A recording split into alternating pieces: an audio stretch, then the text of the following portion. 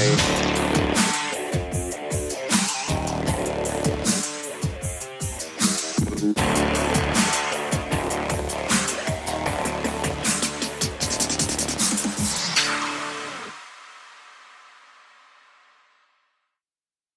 want to start off with a reminder that we are not doctors. Before you make any changes or try something new, always consult with your doctor and medical team first.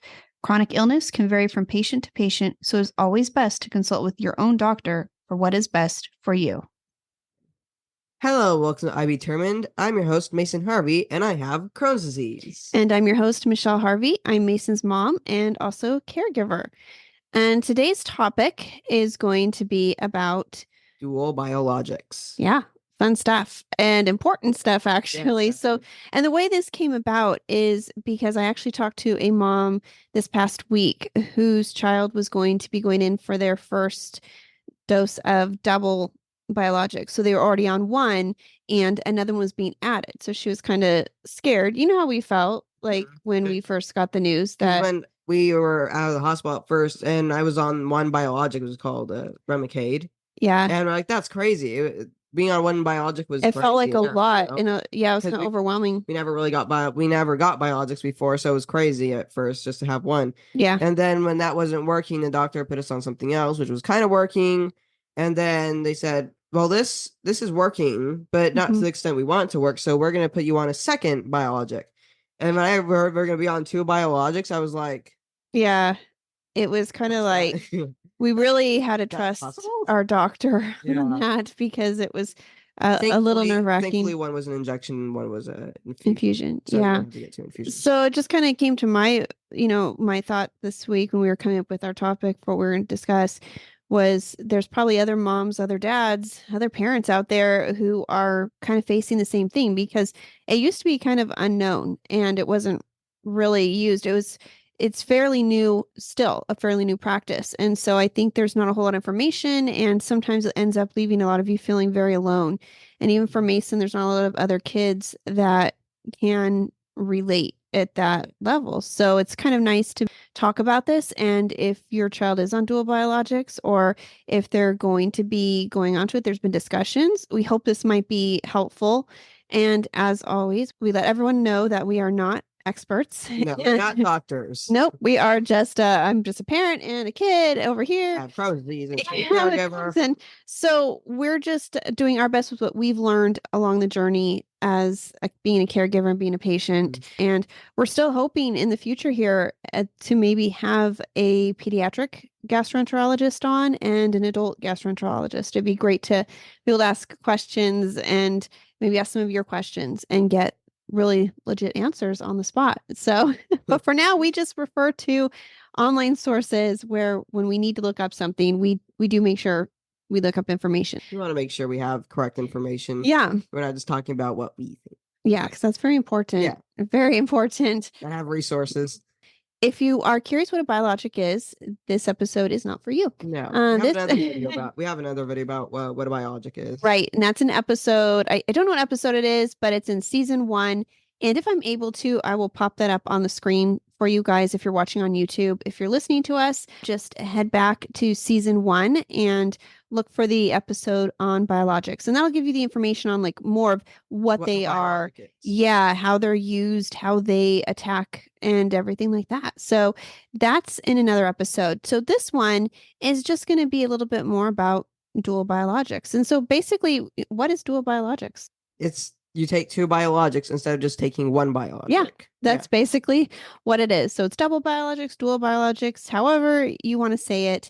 And the typical person with Crohn's disease is going to, if they've elected to do biologics, and which is becoming much more popular in recent years with the advancements made in biologics, they are a great weapon against this disease. And and you would typically be on one, and you might also be on an immunomodulator, which is something like methotrexate. And so like when Mason was on... So I was on methotrexate and then I was on prednisone. Right, but you're also on Remicade. Remicade too, yeah. So the Remicade was paired with the methotrexate, and the They weren't. methotrexate was paired with folic acid. Yeah. So So, it helps, but but it, methotrexate does help some people. They're like yeah. only on that too. Some of you may only take that, but that's just an example of immunomodulator that's usually mixed with a biologic. And Mhm. so Mason would be on like Remicade, he would be on methotrexate and a steroid all at the same time. And that's pretty popular. I think that's the steroids are not great long-term treatment though. It's No. usually like a bridge, Like prednisone, that stunts growth, right? It does. And we'll go Yeah. more a little bit more into that, but you're exactly right. So for kids especially, that's why steroids should not be used for long term. For adults, of course, there's still going to There's be still other downsides side of it. effects that are not that great. Yeah, Yeah. but when But you're a grown up, you don't have to worry about growing because yeah. if you're an adult, you're already You're to already, your max yeah, height. you've already reached that. So for kids, it's a big concern. But a lot of you listening who've had this disease for 20, 30, 40 years, and you probably are very familiar with the use of steroids because that's with surgery or steroids, there was not these other options that are available now Mhm. to And our I'm so kids thankful that and we to have adults. actually more options now. It's really a good thing. And the goal is for certain biologics is every 8 weeks, and that's the majority of them. There are things like Humira that are given every 2 weeks because it's a different dosage and that's what's necessary. It says Humira. Right. And other ones, though, are every 8 weeks. You're going to hear a lot of people, though, say it didn't work for them at 8 weeks, just like with Mason, it didn't work. And so, Actually, I'm on my infusion. It got changed, so now we're mhm, going every 6 weeks right. for Fingers infusion. crossed. Yes, Like hoping it works. we're Hoping it hoping we'll works. be able to try it.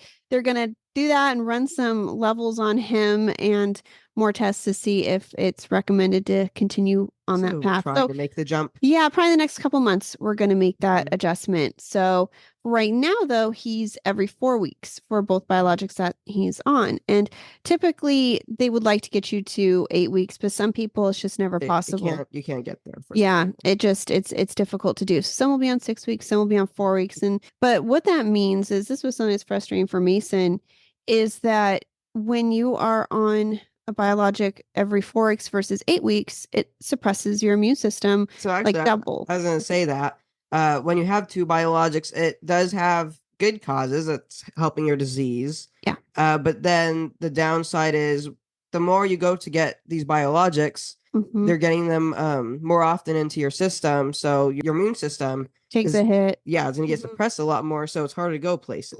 And I don't know the exact science. Maybe a doctor's listening saying Yeah.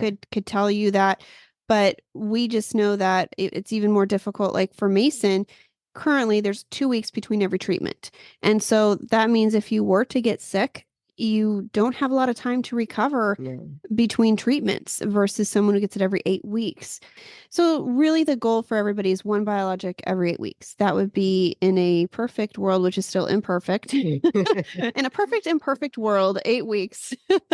But that's just kind of a goal. So when we're referring to dual biologics, what we're going to be talking about from here on out is two biologics used at the same time to treat IBD. However, we are going to be discussing how they can be used to treat something else in Yeah. tandem, which is kind of a cool It's effect another too cool that they effect. can do. It's a good So, just to give like a couple quick facts, we found from the University of Chicago Medicine, the FDA approved the first targeted biologic therapy for Crohn's disease in 1998. crazy. Yeah, for medically speaking, that's pretty recent. Mm-hmm. And the second two biologics came about in 2007, 2008. So almost 10 years later. There's like almost a 10-year gap to get to the second and the third. And It's so, crazy because if the first one didn't work for you, there were no other choices. right, it was just kind of putting these band-aids all over these problems and surgeries. It was a lot of, a lot of people ended up getting bagged up and getting, intestine removed, getting resections and things like that. So this is a huge advancement for the treatment of this disease. Around the same time, around 2007, we found at the National Library of Medicine that the first study demonstrating the safety of dual biologic therapy was published, and that was in Because that was the 2007. first time there were actually more There than was more one. than one, So they right? were able to So test with more at than that one. point, somebody had the idea like, aha, like, okay, well, what would happen if we were to use two of Two. these together? Mhm. And so they did start researching it that back in 2007.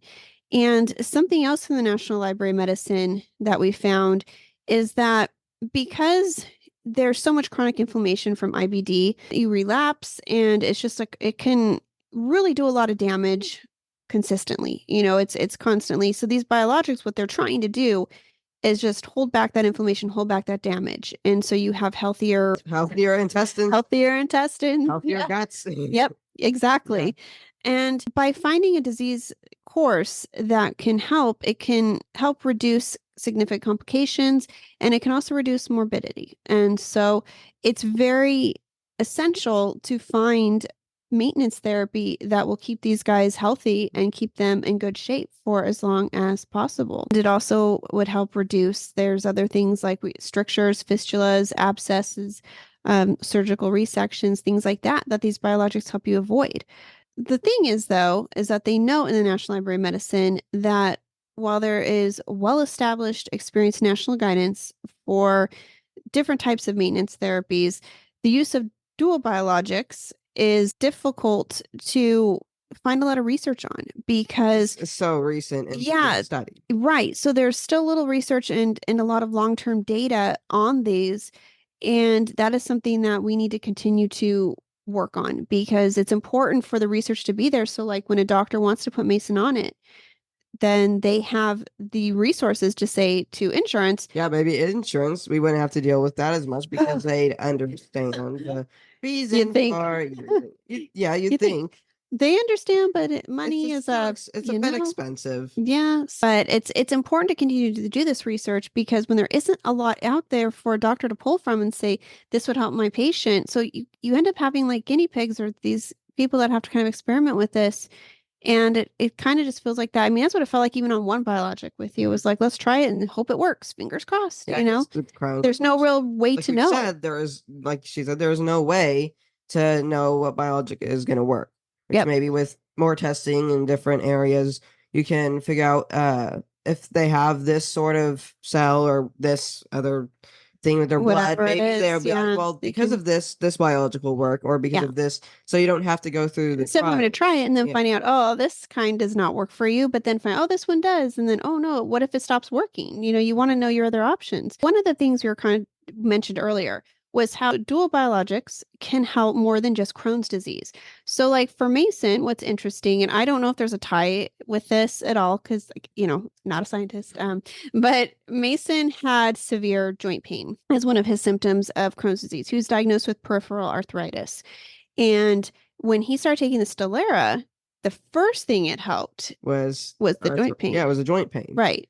It went away. Even though it was supposed to help Crohn's, which it did, it also helped the arthritis. Right, like right away. Yeah. And it took a lot longer for the Crohn's to catch up. And then when you added Entyvio, that's when the big changes happened. Mm-hmm. But it's important to note that, some of these biologics are used to treat other things like rheumatoid arthritis, psoriasis, ankylosing spondylitis. Again, sorry if I pronounced that wrong. Besides Crohn's disease, there's multiple sclerosis.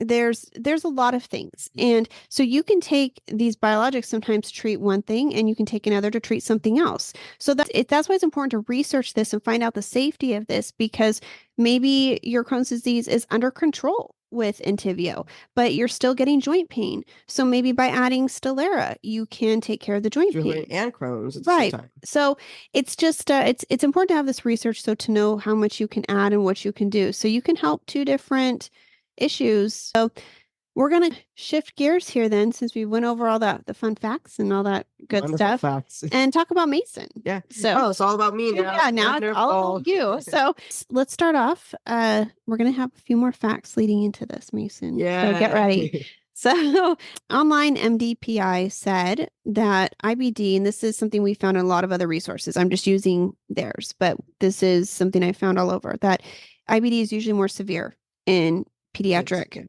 patients. And because of that, children are more likely, according to this website, to present with pancreatitis, which in addition to Crohn's disease. So that's what Mason did have as well. And sometimes they're less affected by steroid treatment than adults. So this isn't great. No. So when the primary goal is remission for these guys and maintain it, keep it in, keep them in remission. you have to look at other options. Mhm. And so the other thing is Mason kind of talked about this earlier with steroids, how not growing it can Yeah. affect you. So it does say here in the pediatric population, again, this is the same source, treatment with corticosteroids and immunomodulatory drugs can cause long-term side effects such as growth failure, osteopenia, and pathological fractures. That's not good. Yeah, so all those things are difficult, especially with a child that is growing. And this is something that they don't want to leave these kids on long term because that can be very detrimental to their health, their growth, to all of that. The way I saw steroids kind of when I was finished taking them is they weren't like a treatment that I was going to stay on, and they're not a treatment. I saw them as kind of something that would kickstart me into remission. And then the biologics would take control, and then you don't need the steroids anymore. That's exactly it. Yeah. Yeah. They're like the launch pad, kind of. Yeah, Help you exactly. get into remission. Right. And if you go into a flare, then you can use them again and then go back, stay on the biologics the whole time, but keep those to keep you in maintenance. But you don't want to stay on them forever. Right. You don't want to stay on the steroids forever. The other thing is you can become resistant and dependent. And Mason was labeled as steroid dependent because he had been on them so long. And the doctor knew that he had to find a different method of treatment. It was not healthy, even though it was keeping the inflammation a little bit lower. It still wasn't totally helping it. It was just keeping it at bay a little. Yeah, but the other side of it was that he's trying to grow and his bones are trying to grow stronger. And this is not a good situation.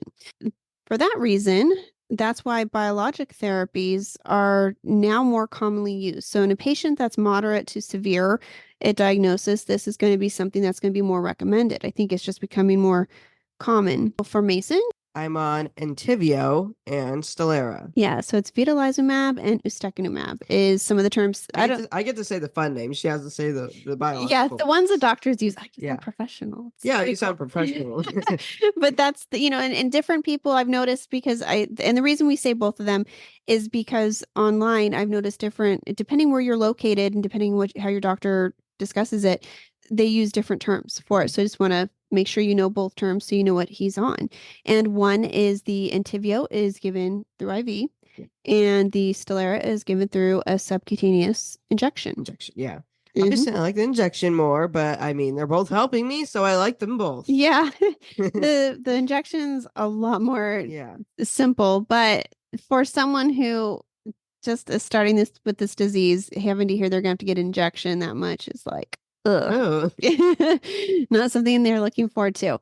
Mason's doctor said that his disease is recalcitrant, hard to treat, is basically he's a hard to treat. Yeah. And I think that's the case with a lot of you listening. You're probably going, yep, my kid too, or me too, whatever. You're probably saying, yeah, you can agree with this.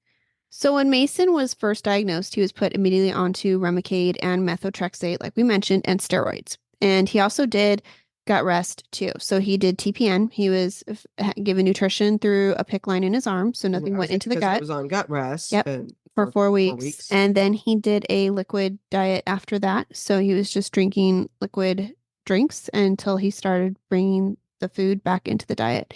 And so that was kind of his first course of treatment.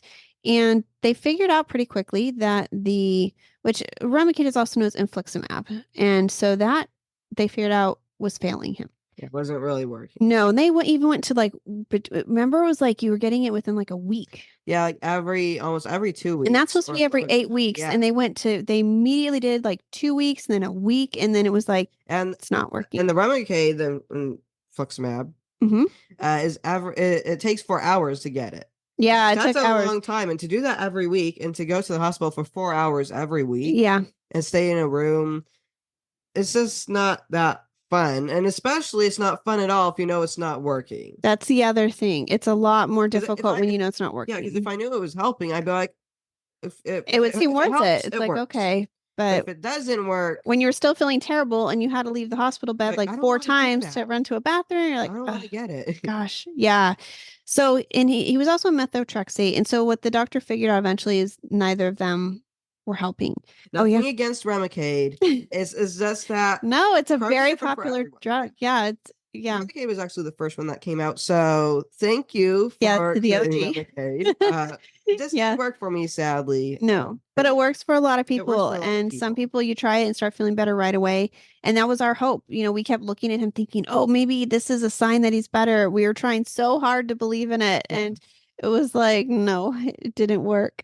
But we eventually had to switch him to something else. And because the TNF blocker, which was Remicade, that didn't work for him, they decided to switch to a different class of drugs. So they started with Stelara. And that, like we mentioned, that one helped right away with his Arthritis. arthritis and a few other symptoms that lightened it, but it took adding a second one to see full results. So dual biologics are used more for hard to treat patients. This isn't something they're just going to leap to. We're looking at the National Library of Medicine. The data on the efficacy and safety of dual biologic therapy as a treatment for Crohn's disease or ulcerative colitis remains quite limited. And that's something we are just talking about. It's kind of part of the problem is that even as a parent, if you go to Google it, if they're talking about this for your child, you're not going to find a whole lot of information. There's not much work on it Yeah, yet. especially for kids. And so Mhm. most of the data is for adults, and that's even still a limited group. And so the thing is, you go down to the next level, pediatric, and it's even more a much smaller group. We'll talk about it later, but I do think it'll become more popular. I do, Yeah. and maybe in other forms, but we'll talk about that. Someday. But yeah, so for Mason, they mentioned let's put him on Entyvio, and my mind immediately went to this is too much. He's already getting 4 weeks. He's getting twice the dosage of Stelara, and now we're going to add this, and it just seemed Crazy. crazy. Yeah. And then it's kind of like people remind you to fear the disease more than the treatment. And I know that sounds kind of it doesn't sound great, but Yeah. it just means that the disease is doing so much damage that is what you should be fearing. And there Well, will be potential side effects. There's potential unknowns, but the knowns are that Crohn's disease will destroy. There's other scary yeah, side there effects. is.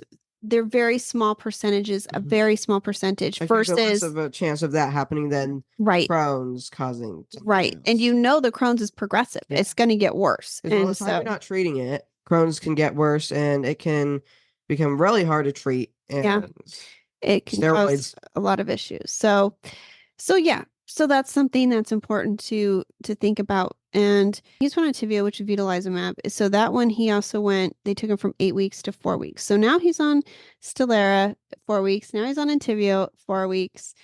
Going And to the hospital every 2 weeks. yeah, and then he was still on steroids. Remember, you're still on steroids. And the Yeah, doctor, take though, steroids. wanted to get him off. So as soon as he was on both biologics, He started to wean they off started, right. the And that took about yeah. 4 months to successfully get him off steroids. And he did. And we And did it so that was successfully. really exciting. So then we're just left with the two biologics. And he has gone into lab remission. He is doing really well. There's other options. We want to avoid surgery because with Crohn's disease, surgery is not going to solve it. I see some people just say, just take everything out, give me a bag, and then I don't have to deal with this anymore. That's And it's like, colitis. that could be colitis. Right, right. That's more, ulcerative colitis has a different way they can treat it or heal it, I guess you would say.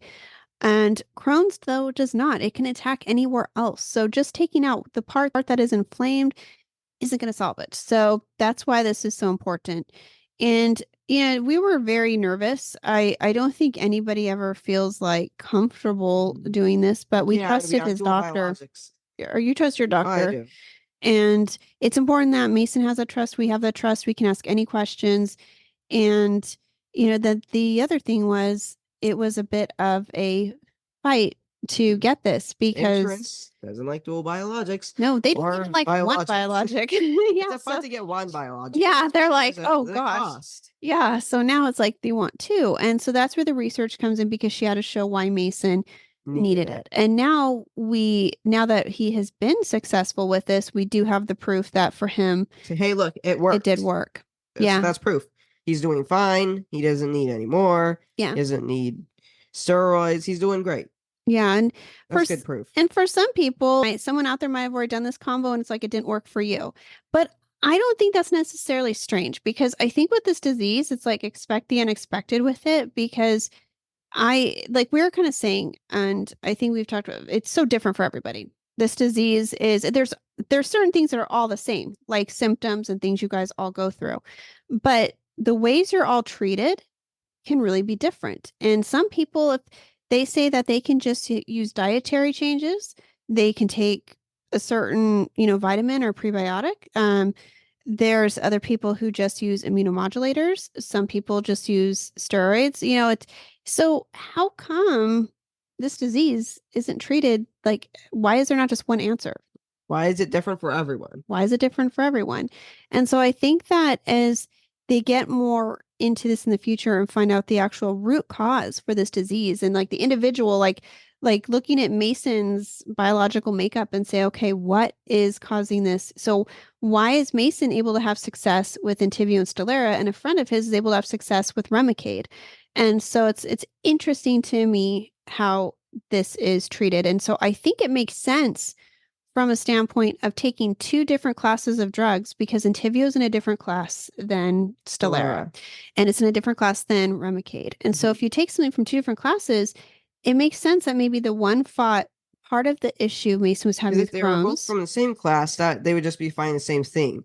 But if Right, they're it'd both be from different redundant. classes, they're coming from different Right, angles and they're fighting differently. Yeah. And so I think that it does make sense that there will be different therapies in the future that may even combine two biologics into or one, more.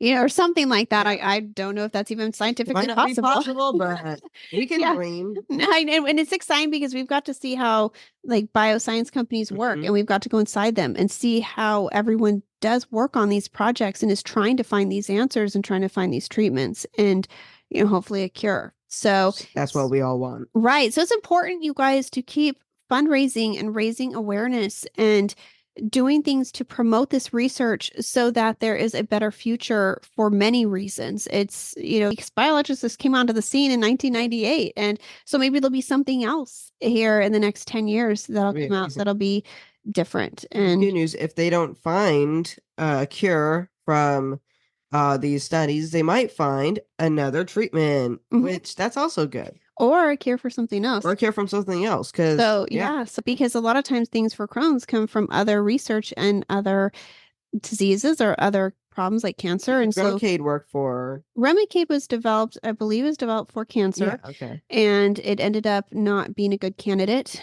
for treating them, but it ended up being a good candidate for treating Crohn's. So it meant for something else, but it didn't work for that, but it worked for something else. And sometimes some things are approved first for ulcerative colitis before they're approved for Crohn's.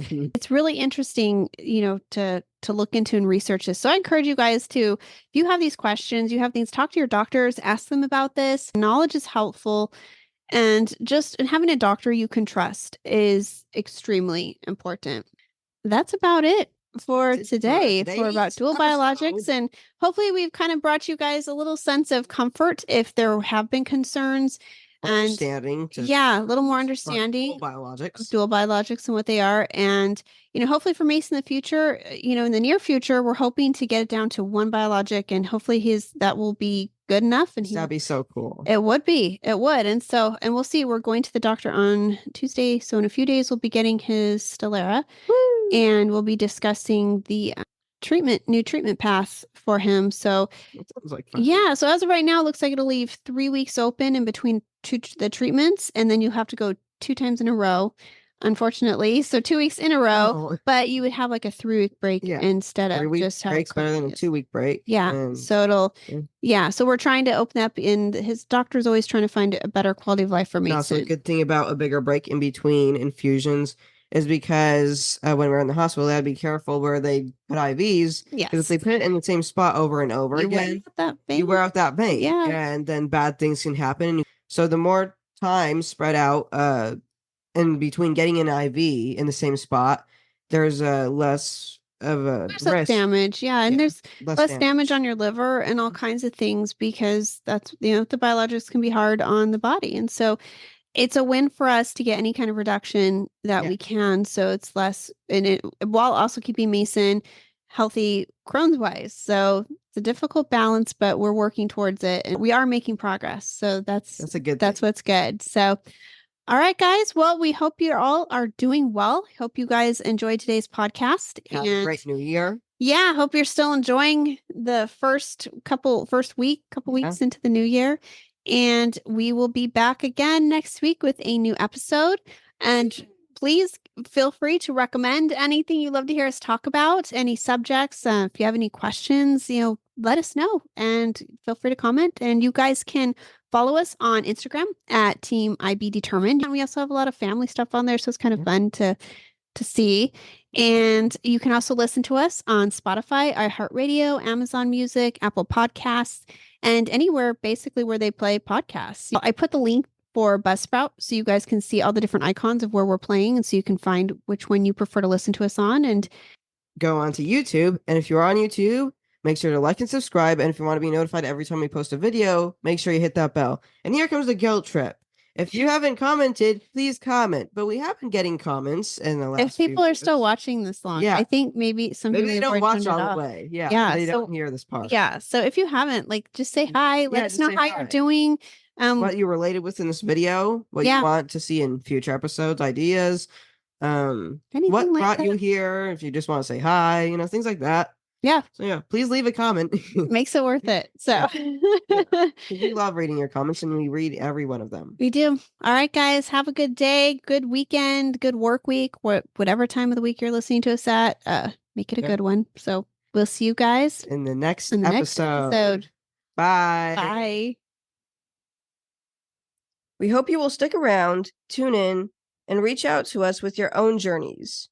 We are excited to give you an inside view of what it takes to be a caregiver and what it's like to be a patient.